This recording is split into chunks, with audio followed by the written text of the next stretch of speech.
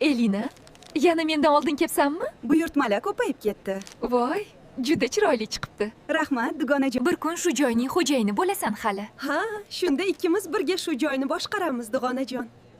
Kelishdik. Assalomu alaykum. Tort buyurtma qildirsam bo'ladimi? Ha, albatta. Qanaqa tort bo'lsin? Mevali, qaymoqli, shokoladli, tanlang. Mevali tort olmoqchiman. Xo'p, bo'ladi. To'lov kassaga. Rahmat. Kelishgan yigit ekan-a? Bilmasam. Menimcha, endi bu yerga tez-tez kelib turaman shekilli. Yaxshi o'tiribsizlarmi? Adrian, kela qol. Nonushta qilmay ketibsan. Shirinlik do'koningizdan tort olib keldim.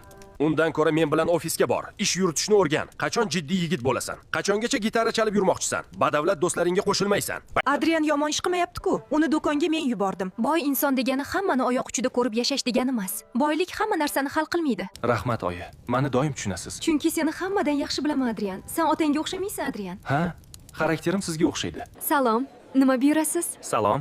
Qahva ichmoqchiman. Kechagi tort juda mazali ekan. Rahmat. Arzimaydi. Kep turing. Aytgancha, meni ismim Adrian. Meniki Elina. Sizga musiqa yoqadimi? Ha, ayniqsa jonli musiqa. Men bugun restoranda musiqa chalaman. Siz ham boring, xursand bo'laman. O'ylab ko'raman. Nika Adrian meni musiqa kechasiga taklif qildi. Yaxshi-ku. Borasanmi? Bilmayman, borsammikan? Sen ham men bilan birga bor. Albatta boramiz. Ayni.